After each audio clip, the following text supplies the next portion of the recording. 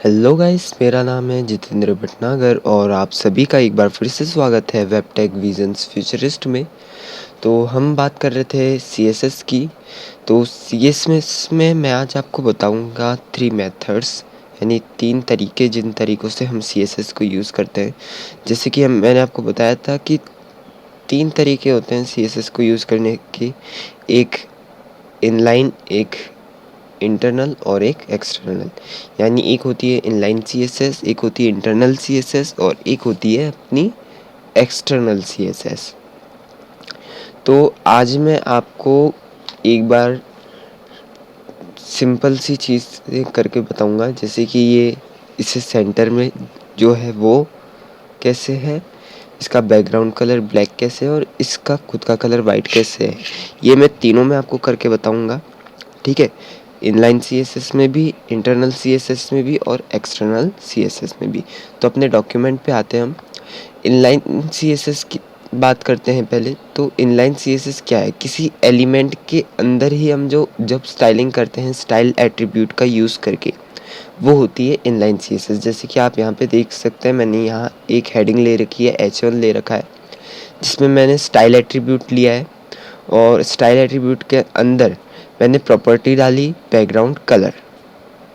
यानी ये जो अपनी हेडिंग है वेबटेक विजन्स फ्यूचरिस्ट, इसमें स्टाइलिंग डाली और प्रॉपर्टी डाली बैकग्राउंड कलर, और जो प्रॉपर्टी वैल्यू था वो हमने रखा ब्लैक। इस वजह से हुआ क्या कि जो हमारा ये टेक्स्ट है, इस जो हेडिंग है उसका बैकग्राउंड कलर ये ब्लैक हो गया, ठीक है। उसके बाद हमने डाला कलर, यानी मेन टेक्स्ट कलर, जो कि हमारी प्रॉपर्टी है, और प्रॉपर्टी वैल्यू हमने रखी इसकी वाइट। इस वजह से इस हेडिंग का कलर है वाइट। और फिर हमने प्रॉपर्टी डाली टेक्स्ट अलाइन और उसकी प्रॉपर्टी वैल्यू डाली सेंटर, जिसकी वजह से हुआ क्या कि ये जो हेडिंग है ये पेज के अपने वेब पेज के एकदम सेंटर में शो हो रही है, ठीक है। तो ये तो थी इनलाइन सीएसएस। कोड्स सभी सेम रहते हैं, चाहे से आप इनलाइन सीएसएस लीजिए, इंटरनल सीएसएस यूज़ कीजिए या फिर एक्सटर्नल सीएसएस, कोड्स सारे सेम ही हैं, ठीक है। अब हम इसे देखते हैं इंटरनल सीएसएस के थ्रू। तो मैं इन्हें यहाँ से हटा देता हूँ।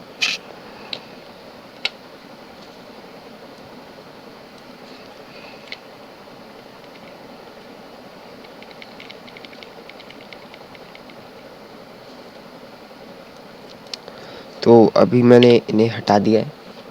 तो जब हम इंटरनल सीएसएस यूज़ करते हैं तो उसमें क्या होता है कि ये जो हमारा हेड सेक्शन होता है उसके अंदर हम एक टैग बनाते हैं, स्टाइल टैग।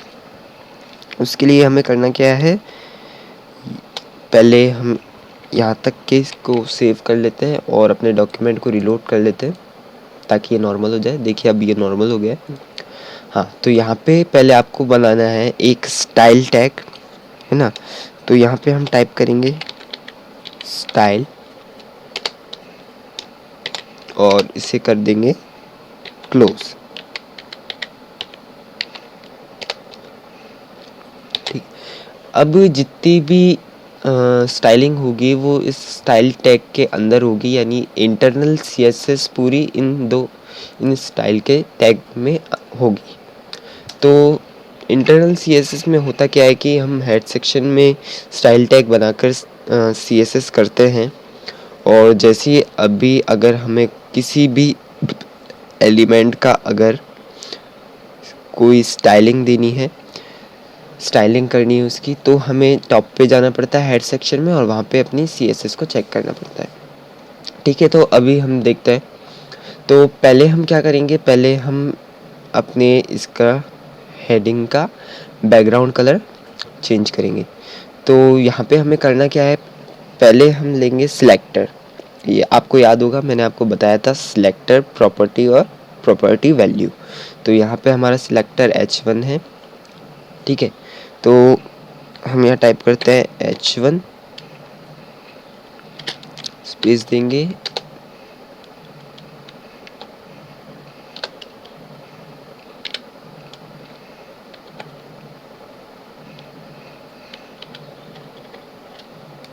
ठीक है, अब यहाँ पे आते हैं और यहाँ पे आने के बाद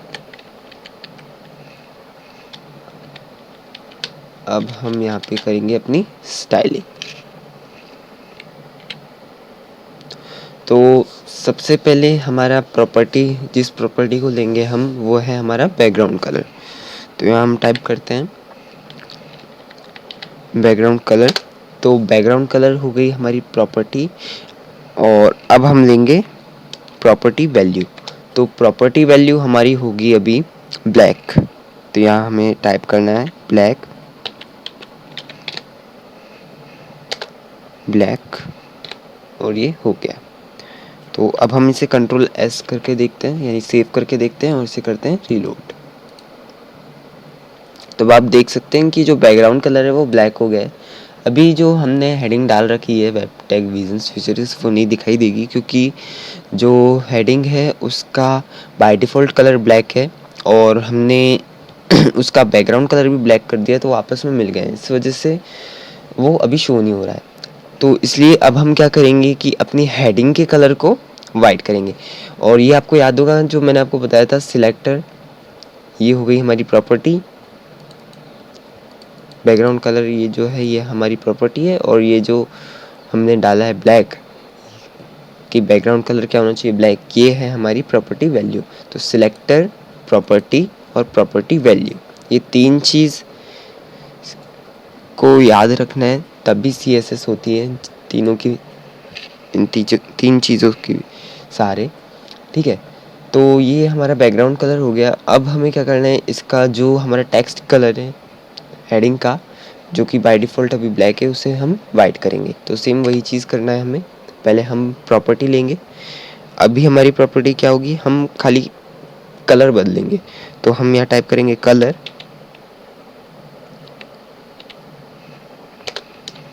कलर, और अब हम इसे प्रॉपर्टी वैल्यू देंगे। प्रॉपर्टी वैल्यू हम देंगे वाइट, क्योंकि हम चाहते हैं कि जो हमारा टेक्स्ट कलर हो, हेडिंग का कलर हो, वो वाइट हो। ठीक है, ये भी हो गया। तो अब हम कंट्रोल एस प्रेस करते हैं और वापस अपने डॉक्यूमेंट में जाते हैं और उससे रीलोड करके देखते हैं। तो अब आप देख सकते हैं हमारी जो हेडिंग थी वेबटेक विजन्स फीचर्स, वो शो हो रही है। उसके बैकग्राउंड कलर ब्लैक है, इसलिए वो शो हो रहा है। अब हमें करना क्या है, अब हम इसे लाएंगे सेंटर में। तो सेंटर में लाने के लिए हम क्या करेंगे, हम यहाँ प्रॉपर्टी डालेंगे टेक्स्ट अलाइन,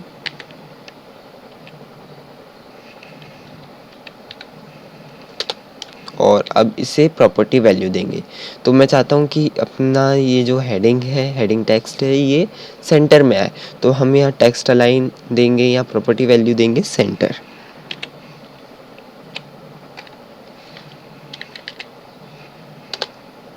सेंटर, और कर देंगे सेव। तो अब हम वापस से अपने डॉक्यूमेंट को रीलोड करते हैं। तो आप देख सकते हैं जैसे ये पहले था वैसे ही दोबारा बन गया है। पहले इनलाइन CSS में हमने इसे कर रखा था, अब हमने इसे इंटरनल CSS में से किया है। ठीक है, तो इनलाइन और इंटरनल CSS दोनों को आपको मैंने बता दिया है। इनलाइन का आपको पहले से ही पता था, क्योंकि अगर आपने HTML के वीडियोस देखे हैं सारे, तो उनमें मैंने बताया था इनलाइन CSS जब हम स्टाइलिंग करते थे एलिमेंट्स की अपने। ठीक है, तो ये तो थी हमारी इंटरनल CSS, और ये थी हमारी जो हमने यहाँ पर एक एलिमेंट के अंदर स्टाइलिंग करी थी स्टाइल एट्रीब्यूट का यूज़ करके, वो थी हमारी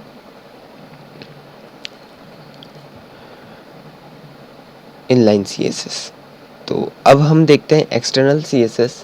तो एक्सटर्नल CSS को जब हम लोग यूज़ करते हैं तो हम अपने डॉक्यूमेंट को लिंक करवाना पड़ता है एक दूसरी CSS फाइल से, यानी दोनों डॉक्यूमेंट अलग अलग बनेंगे एक्सटर्नल CSS में। यानी आपका HTML डॉक्यूमेंट अलग होगा और CSS डॉक्यूमेंट अलग होगा। तो उसके लिए आपको करना क्या है, पहले हम ये हटा देंगे इंटरनल CSS को, और सेव करेंगे और देखते हैं कि सब नॉर्मल हुआ या नहीं। तो हम रीलोड करते हैं, तो ये वापस सब कुछ नॉर्मल हो गया है। अब हमें करना क्या है, सबसे पहले यहाँ टाइप करना है लिंक लिंक, फिर रेल। अब यहाँ पर हमें टाइप करना है स्टाइल शीट। तो हम टाइप करेंगे स्टाइल शीट, स्टाइल शीट, ठीक है। और फिर यहाँ पे हम डालेंगे href,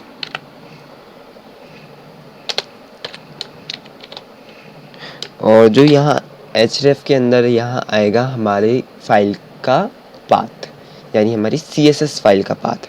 अभी मैं इसे कंट्रोल एस करता हूँ। अभी कुछ बदलेगा नहीं क्योंकि अभी कोई स्टाइलिंग तो की नहीं है हमने। अब हम एक और फाइल बनाते हैं और इसकी लैंग्वेज में जाते हैं, और लैंग्वेज में हम इसे सिलेक्ट करेंगे CSS में, CSS, ठीक है। और इस CSS को अब हम एक बार ऐसे ही छोड़ देते हैं, या फिर चलिए हम स्टाइलिंग करके देख लेते हैं, या फिर मैं पहले आपको लिंक करके बता देता हूँ इस CSS को। तो हमने यहाँ ले ली CSS, एक बार हमने कुछ भी टाइप कर दिया, और इसे अब हम कंट्रोल एस करके सेव करते हैं पहले, ठीक है। तो ये HTML के नाम से फ़ोल्डर बना हुआ है अपना, उसमें ये जो हमारी CSS फाइल है वो सेव होगी। यहाँ पर हमें नाम देना है अपने CSS फाइल का। तो मैं इसे नाम देता हूँ माय स्टाइल, माय स्टाइल, ठीक है। और इसे कर देता हूँ सेव। तो अब हम अपने फोल्डर में जाते हैं। यहाँ पे आप देख सकते हैं, यहाँ पे ये तो हम अपना HTML डॉक्यूमेंट है, और ये जो डॉक्यूमेंट है ये है CSS डॉक्यूमेंट। यहाँ पे देखिए, यहाँ पे आ रहा है, ठीक है। और यहाँ जो अपना नोटपैड प्लस प्लस है, यहाँ पे भी ये शो हो रहा है ऊपर mystyle.css। तो बस यही पाथ हमें डालना है। हमें यहाँ जाना है और टाइप करना है mystyle.css, ठीक है। अब हम इसे कंट्रोल एस करेंगे और ब्राउज़र में जाएंगे और इसे रिलोड करेंगे। अभी कुछ नहीं होगा क्योंकि जो हमने CSS फाइल बनाई है उसमें हमने कोई कोड्स नहीं डाले हैं, कोई स्टाइलिंग नहीं करी है, ठीक है। तो अब हम जाते हैं, अब हम करेंगे थोड़ी बहुत स्टाइलिंग, यानी जो हम करेंगे पहले कर रहे थे। तो हम H1 एलिमेंट को ले लेते हैं क्योंकि हम उसी की स्टाइलिंग कर रहे थे। तो हमने H1 एलिमेंट लिया,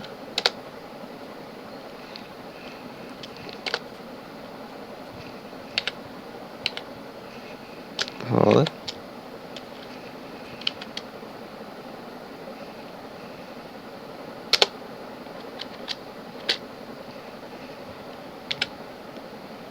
ठीक है। और अब यहाँ पर हम करेंगे अपनी स्टाइलिंग। तो सबसे पहले हमें क्या करना है, बैकग्राउंड कलर को बदलना है। कोड्स वही सारे सेम हैं, बस सिलेक्टर में हमने H1 ले लिया है। अब प्रॉपर्टी डाल रहे हैं हम बैकग्राउंड कलर की। तो यहाँ हम टाइप करेंगे बैकग्राउंड कलर, ठीक है। तो बैकग्राउंड कलर हमने ले लिया है। अब इसकी हम डालेंगे एक प्रॉपर्टी वैल्यू, और प्रॉपर्टी वैल्यू अभी हमने चूज़ कर रखी है ब्लैक। तो हम यहाँ टाइप करते हैं ब्लैक, और इसे करते हैं कंट्रोल एस, ठीक है। अब अपने डॉक्यूमेंट में आते हैं और इसे रिलोड करते हैं। तो अब आप देख सकते हैं जो हमारा हेडिंग है उसका बैकग्राउंड कलर ब्लैक हो गया है, ठीक है। एक्सटर्नल CSS के थ्रू कोर्स तो सेम ही है, बस तरीका इसमें अलग चीज़ ये है कि एक अलग से फाइल बनी है CSS की। इनलाइन CSS में हर एलिमेंट के अंदर हो रही थी स्टाइलिंग, इंटरनल CSS में हेड सेक्शन में हो रही थी स्टाइलिंग, और एक्सटर्नल CSS में क्या हुआ कि CSS की एक अलग से फाइल बनी है, अलग डॉक्यूमेंट है, यानी HTML डॉक्यूमेंट अलग है हमारा और CSS डॉक्यूमेंट अलग है। ठीक है, तो बैकग्राउंड कलर हमने सेट कर दिया। अब हम इसमें डालेंगे कलर।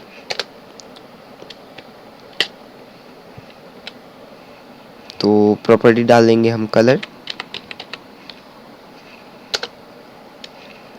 और प्रॉपर्टी वैल्यू डालेंगे वाइड। ठीक है, तो अब कंट्रोल S करते हैं और इसे करते हैं रीलोड। तो अब हमारा बैकग्राउंड कलर ब्लैक आ रहा है, टेक्स्ट कलर हमारा आ रहा है वाइट। ठीक है, अब लास्ट हमारा बचा है टेक्स्ट अलाइनमेंट, यानी अब हमें अपने हेडिंग को सेंटर में लाना है। तो उसके लिए हम अब प्रॉपर्टी डालेंगे टेक्स्ट अलाइन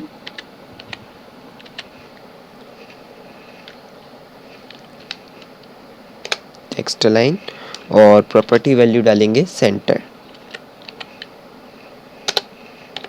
ठीक है, और अब करेंगे कंट्रोल S प्रेस और अपने डॉक्यूमेंट को करेंगे रीलोड। तो आप देख सकते हैं बैकग्राउंड कलर हमारा सेट हो गया है जो कि ब्लैक है, टेक्स्ट कलर हमारा सेट हो गया है जो कि है वाइट, और अपना जो हेडिंग है वो सेंटर में आ गया क्योंकि हमने टेक्स्ट अलाइनमेंट में अलाइनमेंट डाला है सेंटर का। तो अब आप देख सकते हैं कि बस ज़्यादा कुछ फ़र्क नहीं है, बस जगह की फ़र्क है कि हम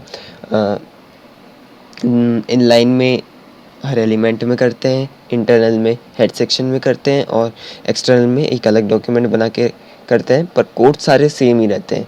बैकग्राउंड कलर का बैकग्राउंड कलर ही रहेगा, कोड कलर का वही रहेगा, टेक्स्ट लाइन का वही रहेगा, बस थोड़ा बहुत डिफरेंस है जगह का।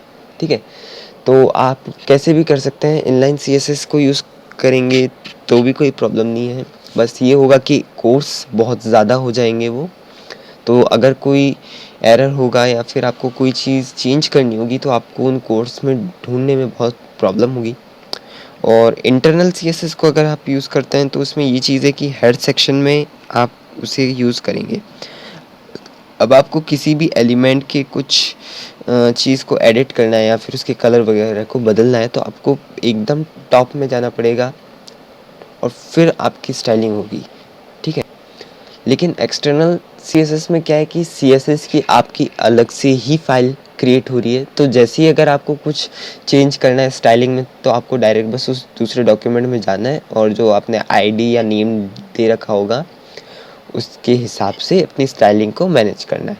IDs और नेम्स के बारे में वैसे मैंने पहले भी बताया, पर ये इस वीडियो में भी मैं इस कोर्स में भी मैं आपको बताऊंगा IDs और नेम्स के बारे में कि वो किस तरीके से यूज़ होती हैं CSS में। ठीक है, तो आज का वीडियो इतना ही था। आज का टॉपिक हमारा ये था कि हम आपको इनलाइन, इंटरनल और एक्सटर्नल CSS के बारे में बताएं। ठीक है, और उम्मीद है कि एक्सटर्नल CSS को कैसे लिंक करते हैं अपने HTML डॉक्यूमेंट से, ये चीज़ आपको समझ में आ गई होगी। और अगर कोई चीज़ समझ में नहीं आई है और डाउट है तो कमेंट सेक्शन में कमेंट करके बता दीजिएगा, तो हम उसे नेक्स्ट वीडियो में थोड़ा बहुत क्लियर कर लेंगे। और वीडियो अच्छा लगा हो तो लाइक एंड शेयर कीजिएगा। चैनल पे नए हैं तो चैनल को अभी सब्सक्राइब कर लीजिएगा ताकि आपको आने वाले ट्यूटोरियल्स की नोटिफिकेशंस मिलती रहें। मिलते हैं नेक्स्ट वीडियो में।